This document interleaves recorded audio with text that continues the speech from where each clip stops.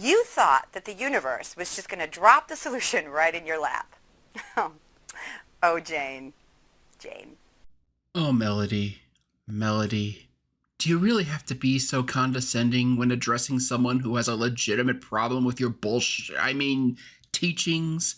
Especially when you're doing your best to hide the law of attraction's dirty little secret.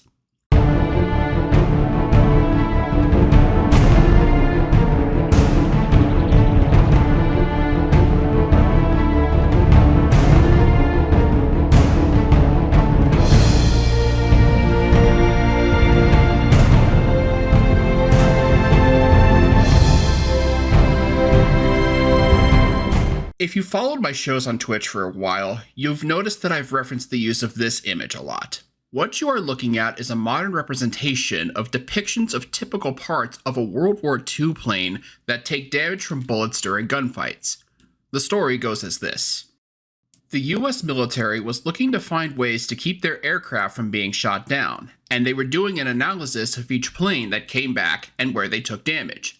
The intention was that they would reinforce the areas that most frequently took fire. But one person disagreed with this approach. A statistician by the name of Abraham Wald. He proposed instead that the military reinforce the parts of the plane that did not take damage. His reasoning? The planes that were taking enemy fire and coming back weren't being hit in critical areas, or the areas where they took damage.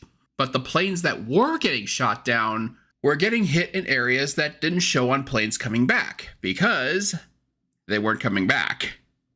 This was one of the initial findings that eventually led to what we know today as survivorship bias, and the law of attraction and many, many other philosophies that rely on a certain level of faith exploit it to keep people under their clutches. So what exactly is survivorship bias? Well, survivorship bias is a logical error that occurs when we concentrate solely on the entities that have succeeded in a particular selection process while overlooking those that did not. This skewed perspective can lead to an incorrect conclusions due to incomplete data.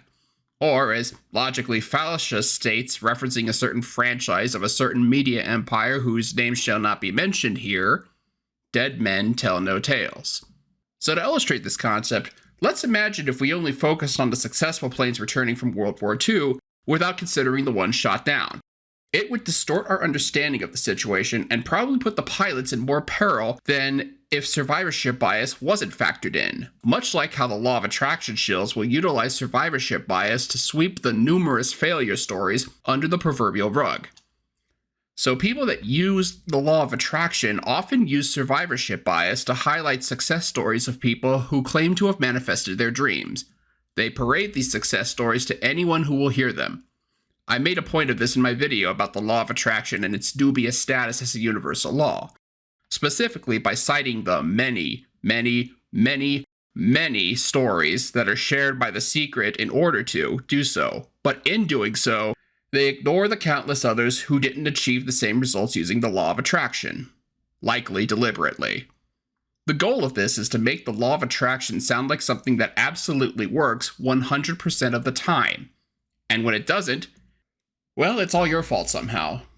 Let's take into consideration a situation law of attraction shill Melody Fletcher, the lady in the teaser at the start of the video, was faced with. In this video, one of her followers by the name of Awesome Jane, I'm not actually sure if that's her first name or not, complains that she used the law of attraction to manifest someone to do some sort of work, the nature of which seems to be ambiguous, and to make a long story short, ended up causing this person major problems to the point where she had to fire them. Jane then asked Melody why it happened, and Melody's response is, well, at best, condescending, and at worst, dances around the problem. Dear Awesome Jane, okay, all that happened here is that you misinterpreted what happened. Nothing went wrong. Let me explain. You thought that the universe was just going to drop the solution right in your lap. Oh, Jane. Jane.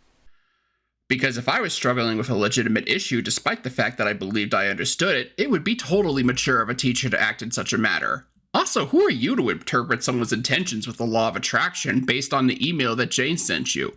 Especially since she doesn't have any form of advanced degree to my knowledge. But in any event, Let's continue on with the video. You see, you weren't a match to the solution just dropping in your lap. If you had, it would have just shown up.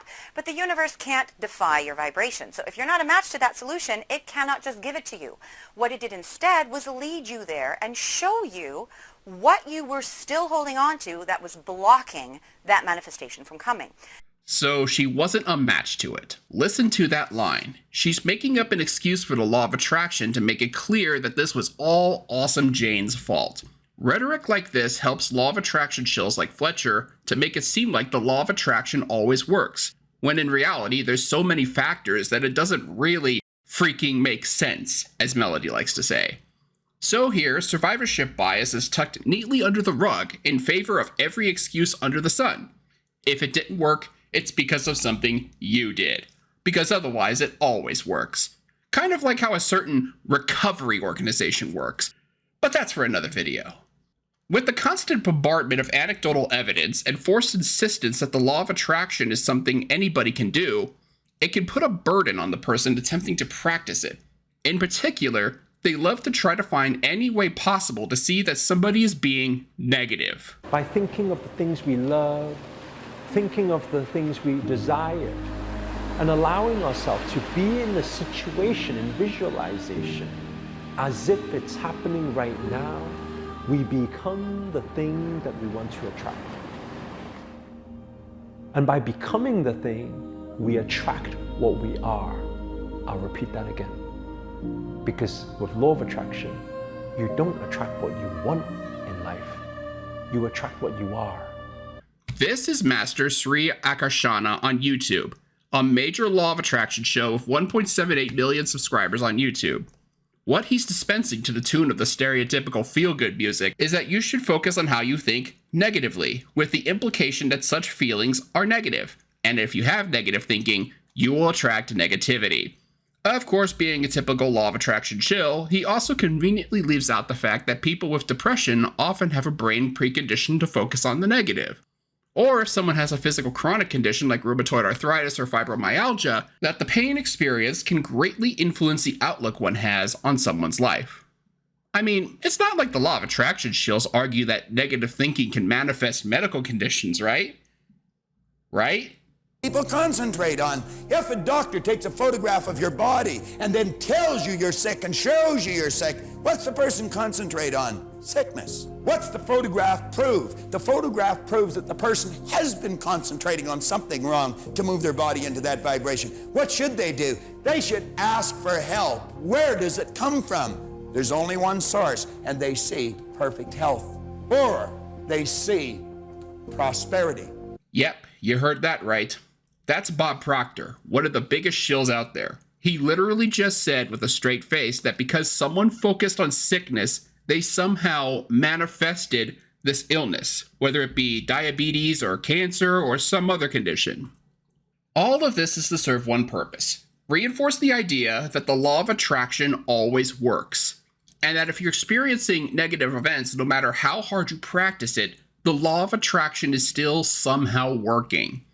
In doing so, the law of attraction shills hide and dismiss the concept of survivorship bias. And in hiding the influence of survivorship bias, the law of attraction is inherently deceptive. Simply put, the people that shill the law of attraction don't tell the entire story to promote their beliefs, ultimately creating a false image of the law of attraction's success rate. It's almost like the only people who survive the law of attractions are the ones manipulated enough to shill it on others. Arguably, just so they can put more of your money in their pockets.